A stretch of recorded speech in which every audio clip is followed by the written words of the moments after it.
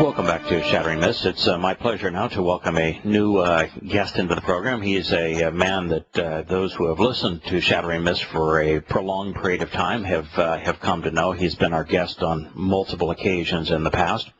His name is Jerry McLaughlin. Jerry is a good friend of the owner of Genesis Communication Network, Ted Anderson. He's also a good friend of the owner of TRN Talk Radio Network. And in addition to that, Jerry has for many years had the largest company in the world for connecting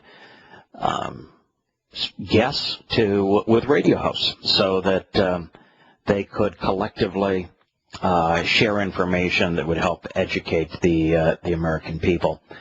And even more recently, Jerry is now a producer and has a movie. And I'm going to let Jerry share the timing, a little vignette on his movie. It's called A Long Way Off. What the movie is all about and when it will be released. Hi, Jerry. Welcome. Your kind of dubious compliment there is I'm a big fish in a small pond. When it comes to booking guests on talk shows, being the biggest one sliver of the slice of the pie, it's not quite as big as it sounds. You know, the public relations game is kind of a smoke and mirrors game. They tell you how to wear your necktie. They do focus groups. They do everything on earth other than picking up the phone and calling producers and hosts like yourself to book guests on talk shows. I talked to a guy who was a big shot with one of the big agencies, and he was more or less saying, "You're kind of dumb, aren't you? You allow your small-time CEOs of your companies to actually get on, risk putting their foot in their mouth. We'll take instead of putting the chairman of the board of one of our big Fortune 500 companies on air, we'll put the product in the hand of Mickey Mouse on Disney on Ice and have a controlled environment." Yeah, that's kind of funny. It's kind of funny. They're taking the company's money, but they don't trust the company. Exactly. And so they're saying, right. So we'll craft the message because we don't trust you to do it. And in your business, which was the largest, albeit maybe a small pond, talk radio is probably the most important pond in terms of people having access to quality information.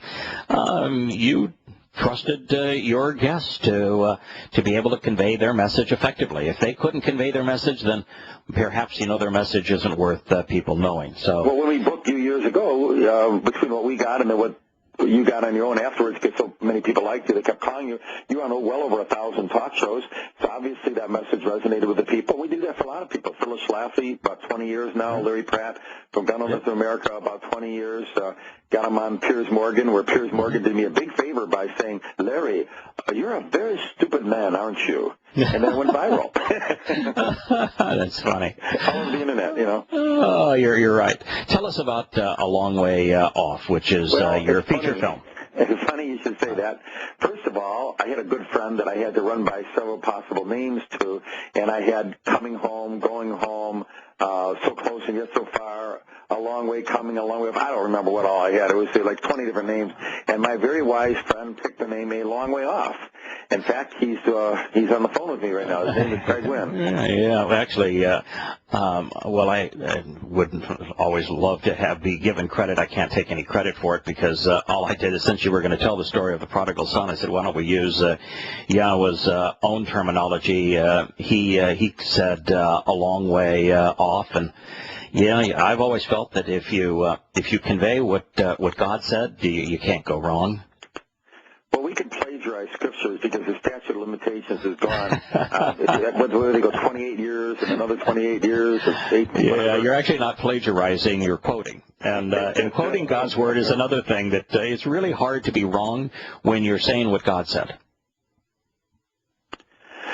Amen to that. So anyway, funny you should bring up the film because unbeknownst to you, and certainly unbeknownst to your audience, I just concluded a deal with a distributor, like literally 15 minutes before I got in the air. I don't know how much the average person listening understands about the movie business. It doesn't matter if it's a secular movie or a Christian movie or a faith and family film movie or maybe a whole new generation of Yahowah movies, whatever. It's all pretty much you need a distributor or you're dead in the water. And we Right. just got a distributor, and it looks like the distribution, the schedule is going to be a lead up to Father's Day, because it's big father and son reunion at the end when the prodigal son comes home to dad and gets a big hug. Plot spoiler, but it's in the picture anyway. But it's set now for Father's Day release for the DVDs, and then the movie in May, right before the release of the DVDs. So it starts around the first week in May, and it goes all the way straight to the end of June, and then it's pretty much done, except for DVDs after that. Okay. Oh, and I've watched the movie. It's beautifully produced. It's well acted. The cinematography is really excellent, and the story is closer to conveying the actual meaning of the prodigal son, which is a story about coming home to Yahowah, as Yahowah being our heavenly Father, and of us coming home to Him. It does a better job of conveying that than probably any attempt thus far. Well, I will say one good thing and one bad thing about the film. The bad thing is it has a slow first 20 minutes setting the characters, and it's kind of painful watching this prodigal son be ungrateful, unhappy. He's got the nearly perfect dad in the film, and he's mildly belligerent, quietly rebellious, all this stuff.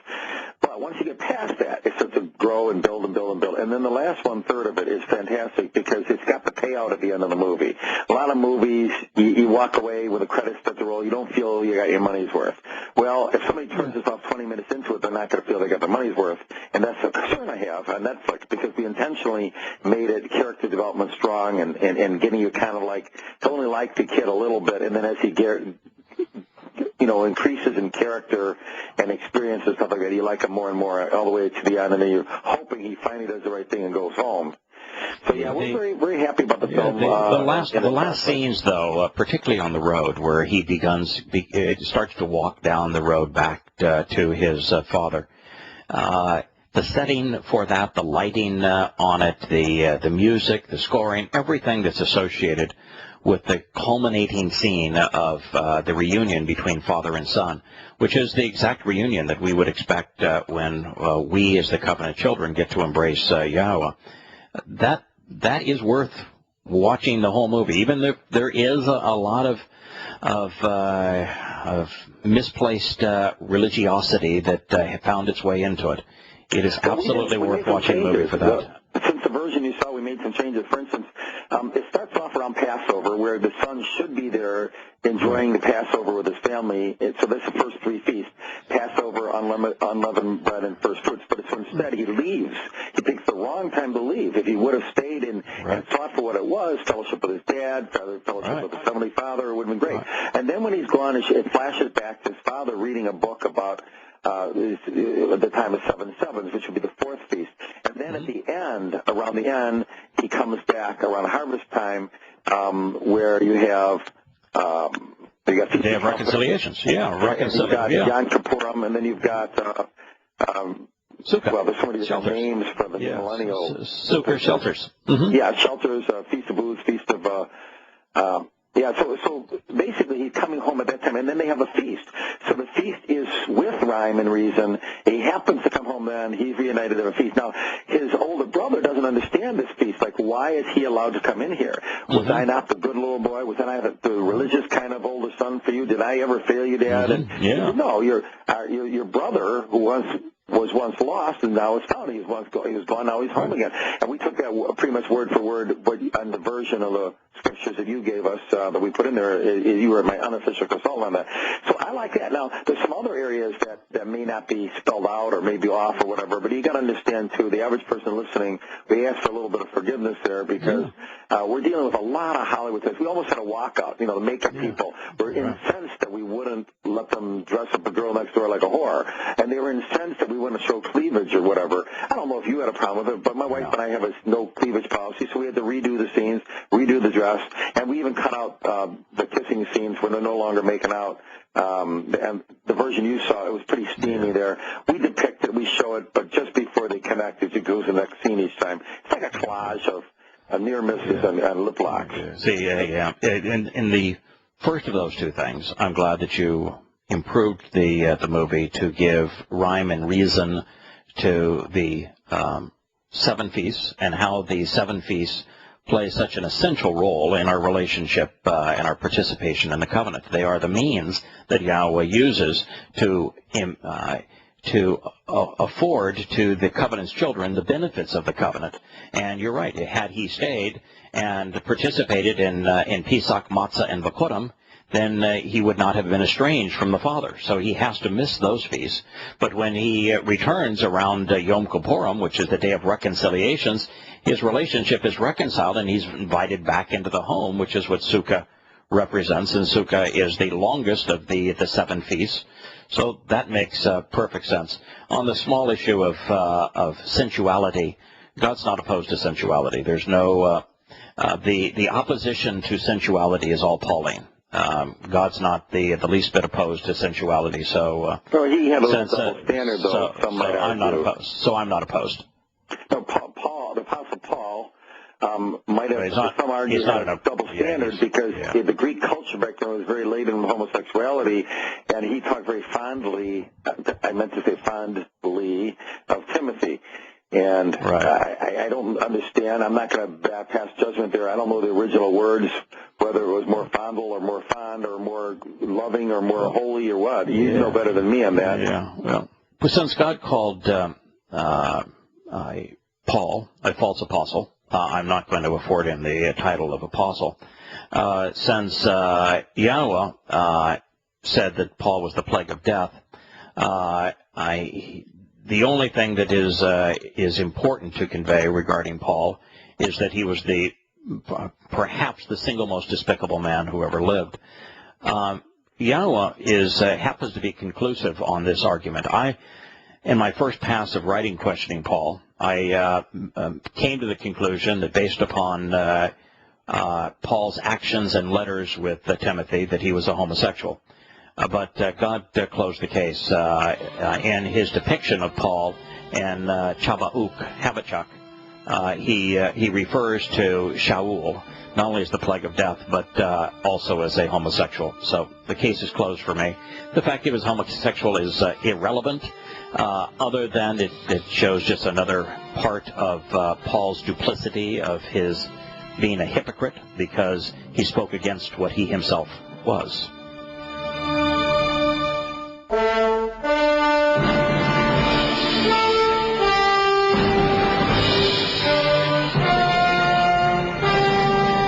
Welcome back to Shattering Myths. I am Yada. We're here with Jerry McLaughlin, who is a businessman, a man very engaged in the talk radio business, a catalyst really for talk radio for decades now.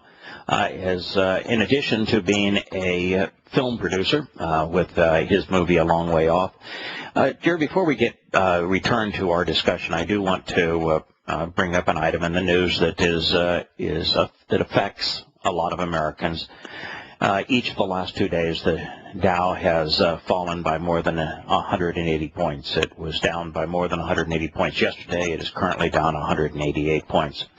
The talking heads in the media are blaming China for the fall, and that's absurd. China, they're saying that Chinese manufacturing somehow stumbled. The truth is that China is now the world's leading manufacturer of goods.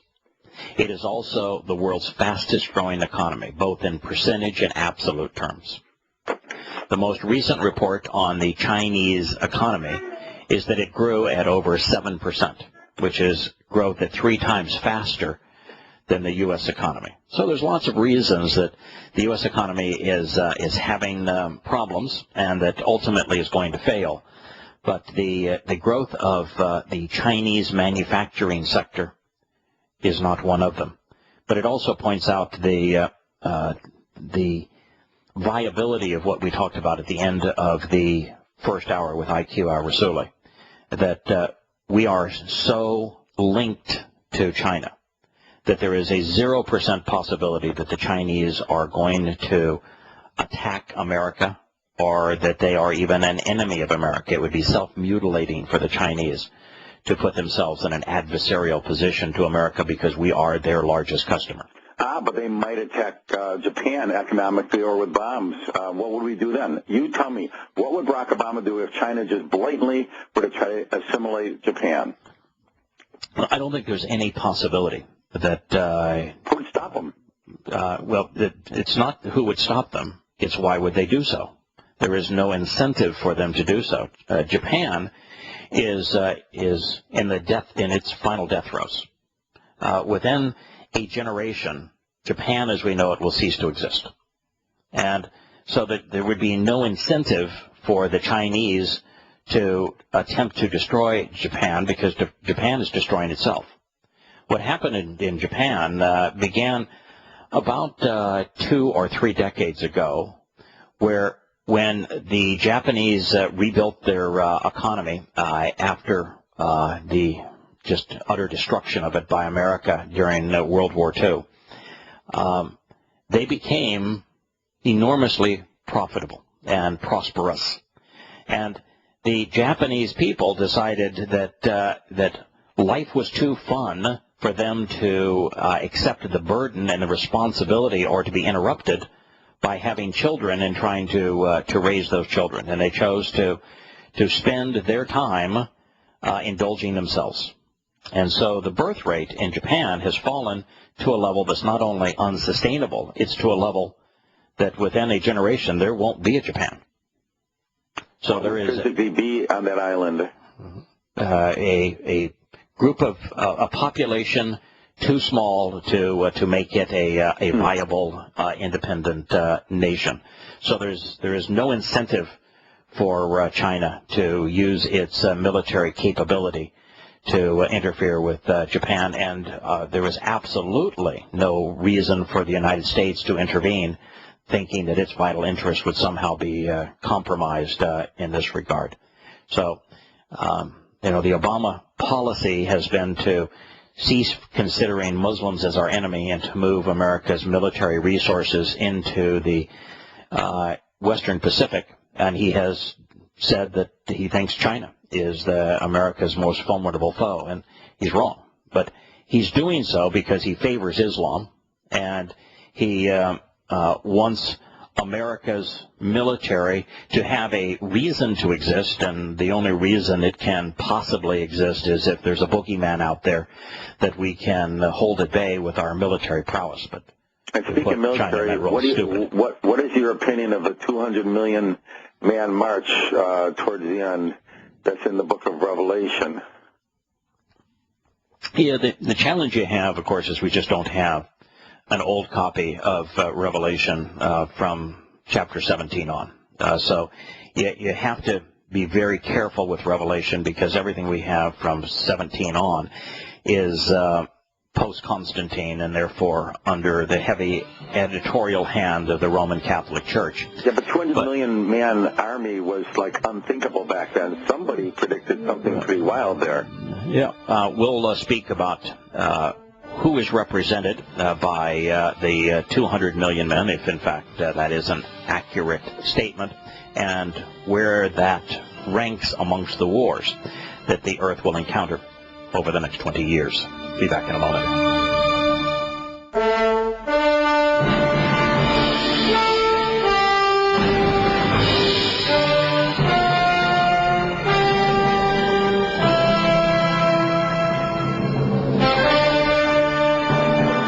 Welcome back to Shattering Myths. I am Yahowah. We have Jerry McLaughlin as our guest in this hour.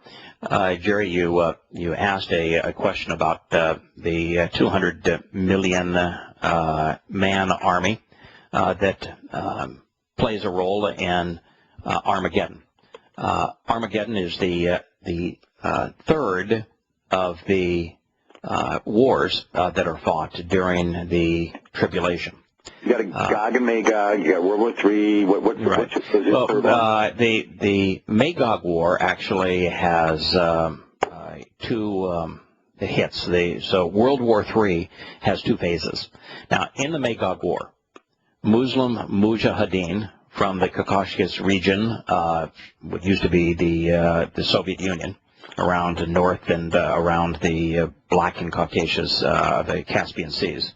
Muslims from Iran, Muslims from Iraq, which are now unified, Muslims from Syria, Lebanon, Turkey, Pakistan, Saudi Arabia, Yemen, Egypt, Libya, Tunisia, the Sudan, and Somalia.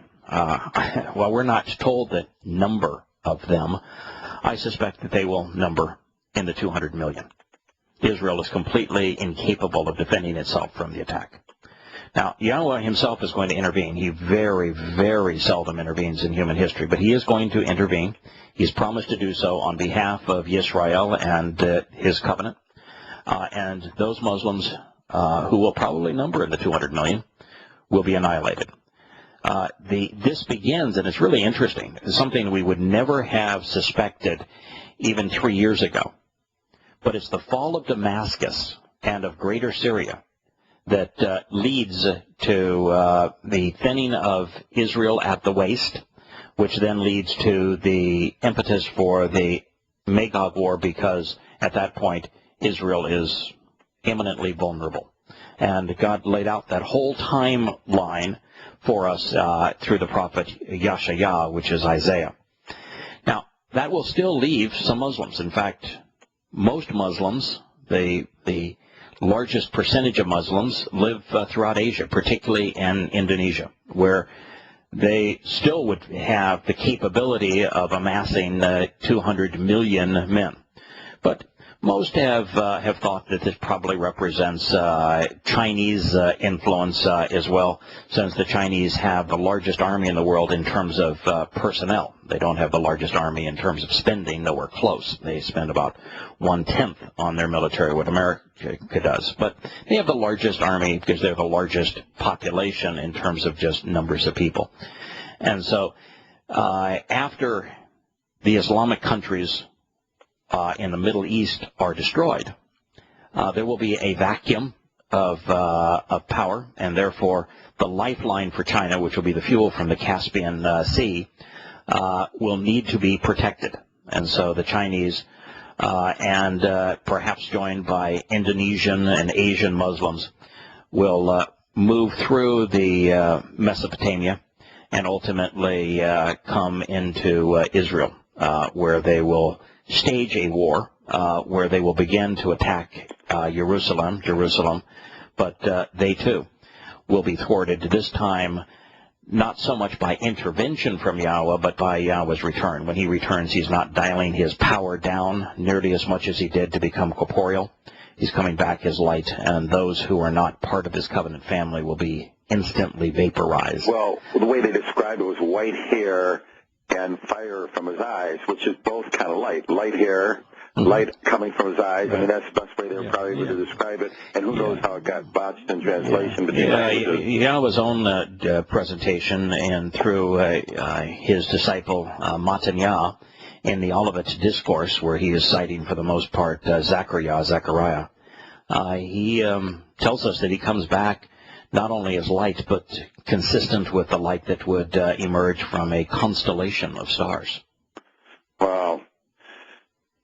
So that's kind of the history of all of that. The most interesting, I think, is how the prophecies on Israel being thinned at the waist, which means that the world compels Israel, after having given up Gaza, to give up the West Bank, becoming ultimately vulnerable, unsustainable, to use Yahowah's terminology, that is a consequence of America's meddling in Damascus and the ultimate destruction of Damascus, where Damascus and Syria become a pile of ruins. And if you look at pictures right now, Syria, that's what's happening. Uninhabitable, and that's essentially what Damascus is becoming.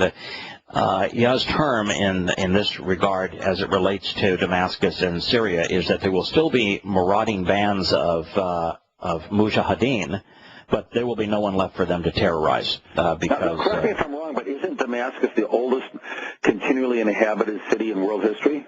Yeah. So who would have ever thought, going back even 3 years ago, that events in Damascus that involve this proxy war now that will bring the entire world into this. The United States and Europe on one side, Russia and China on the other.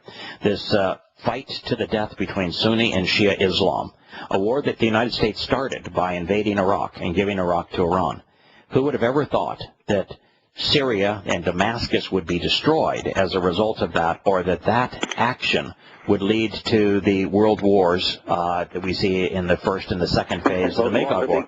They called it the law of unintended consequences, I think. Yeah. So it's the American and Europe being on one side and the Russians and the Chinese being on the other side explains the second phase of the Magog War, where Yahowah says that the elements will melt with intense heat, and that one-third of the Earth's surface, will become uninhabited. So, yes, it's a nuclear exchange between the various sides, and the northern hemisphere is essentially obliterated. And it's all because we're just ignorant. You know, God says the consequence of ignorance is death and destruction. And we are universally ignorant about what Islam represents, what the U.S. government is doing that is counterproductive, what's happening between religion and government, and the corruption of religion and government. And because of our universal ignorance, we have put ourselves in this position. And the unintended consequence, if it's indeed unintended, is that half of the world's population is going to die just in the phases of the Magog War. 1 out of every 2 people on the planet is going to die. So there's a genuine consequence of this religion, of Islam, and of the ignorant response to it in the West. Well, when you say they'll die, but you can't presuppose the rest are living, the fair question could be for the people to survive would be, you call this living? Yeah, that's true. It's a pretty horrible time, the Magog War, and the likelihood is that the Magog War is going to begin in 2027. The tribulation begins in the fall of 2026. The Magog War, first phase, will begin shortly after the West forces Israel to give up the high ground of the West Bank. It makes Israel vulnerable. Muslims capitalize on that. They attack Israel, and that's the first phase of the Magog War. The second phase is when the United States, Europe, and Russia and China engage in a nuclear exchange, and that's the second phase. And after that, I'm not sure that life is worth living here, but there'll still be 3.5 years where people will be given the opportunity to choose to depend on their government, depend on religion, or to walk away from religion and government and choose instead to rely on Yahowah. Hey, Yada, can I chime in here with Yeah, this is Larry. Hi, Larry. Hi.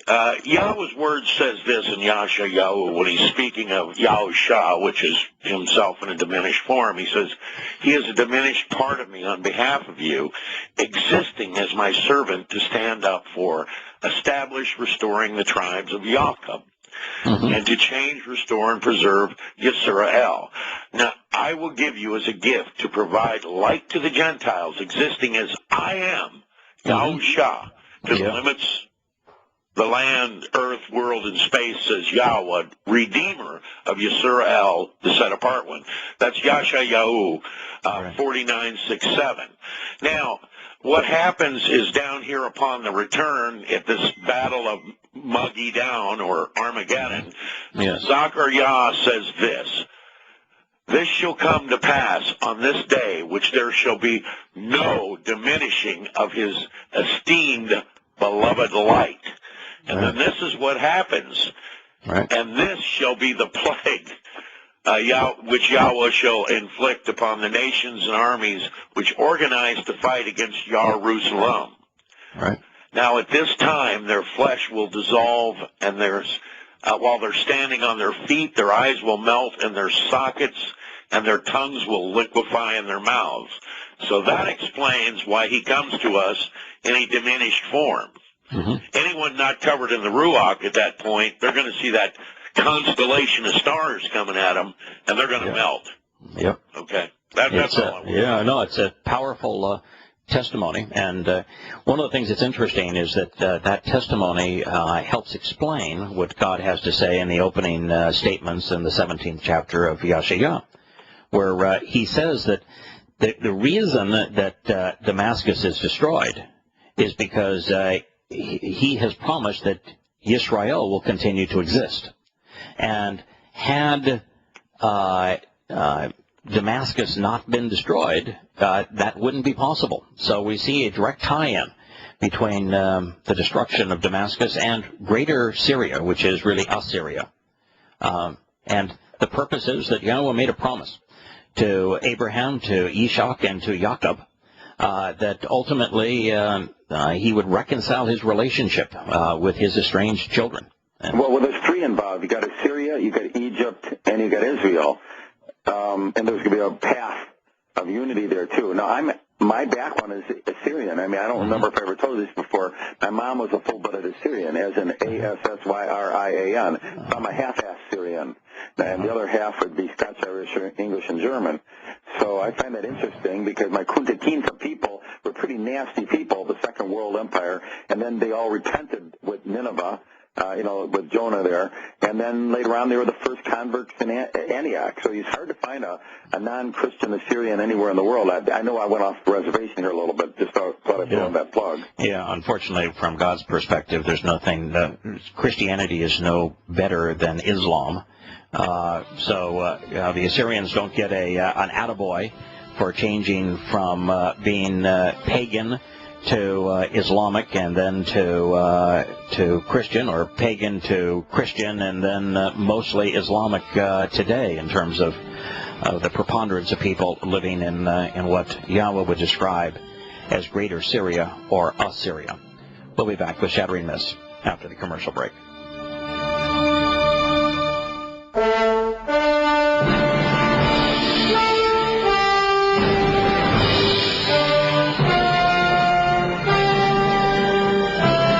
Back to Shattering Myths. I am Yahowah. We have both Larry and Jerry on the line. And before we go to the discussion that actually brought Jerry and I together this morning, which is an email exchange directed initially at Muslims, it's important that, Larry, you stay with us, because what you cited from Yahowah regarding what's going to occur is essential to this discussion. Yahowah left us all without excuse. He told us exactly what he was offering through the covenant, how we should participate in the covenant, what the benefits of the covenant were going to be, provided us all this guidance, and then told us that for those of you who choose not to participate in the covenant, you need to know this is how it's all going to turn out.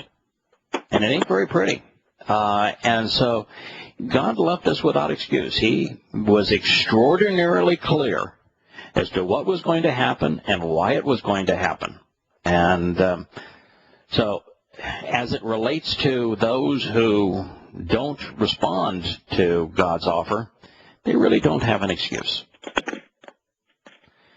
Now that known, Jerry, my friend, you sent me a short and sweet email this morning. Would you mind sharing with our listeners what you wrote?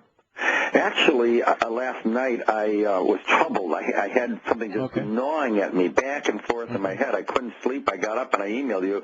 I basically was concerned that while you do have the profound part right, I believe, which most people have missed for millennium, which is that a creator who made people without asking them if they wanted to be created would not likely toast them forever with this eternal damnation, punishment, stuff like the typical stereotype belief of what hell is.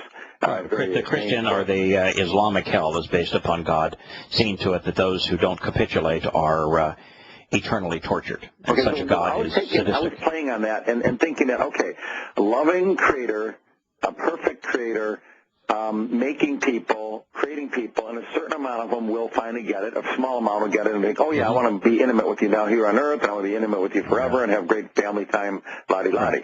Well, then what about the other people? Yes, the people that never saw the proper scripture, never saw the right interpretation, had no clue about these 7 feasts and so forth and what the deal is.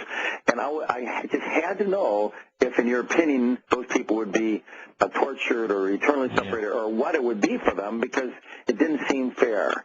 It seemed to smack of the fundamental Christianity that scares you into heaven to avoid hell, like fire insurance. But then your response to me was, okay. Let me before we get to the response, I don't have an opinion in this regard. My opinion, if I had one, would be irrelevant. The only thing that matters is, what is God's position on this? Did he provide an answer? And if he provided an answer, what is his answer? Before I share with our listeners specifically what you wrote, and you did a nice job of summarizing it, I do want you to our listeners to know the number of people that will be part of what you described as la-ti-da, the having an intimate relationship with Yahweh here and forever. It's thousands. It's thousands. God says that thousands will avail themselves of his mercy by focusing on, by observing, by closely examining and carefully considering the terms and conditions of his covenant. So he tells us not only the means to receive his mercy, which is to observe, to closely examine and carefully consider the terms and conditions of his covenant, but he also quantifies the number that are going to choose to form this kind of an intimate relationship with him, and that number is thousands. If you take the percentage of thousands amongst billions, it's 1 in a million. So God went to the trouble of creating the universe and for conceiving life for the express purpose of forming a relationship with thousands of people. So that puts it into perspective. And the reason he tells us that it's thousands is because he says in a previous statement, and he etched this in stone so there'd be no missing it. This is in the second of the 3 statements on the first of the 2 tablets. God says that the reason that there's going to be so few who take advantage of his covenant is because fathers corrupt their children. And that corruption continues on to the 3rd and 4th generation. So it is our fathers who have embraced religion who have corrupted us so that so few people know the truth. That being the case, let me read your initial email, and we'll consider the response after the commercial break. How is it that Yahowah allows all Muslims to go to hell or to be annihilated? Are there not some Muslims who would have dedicated their whole lives to serving who they think is God? We'll answer that question when we return.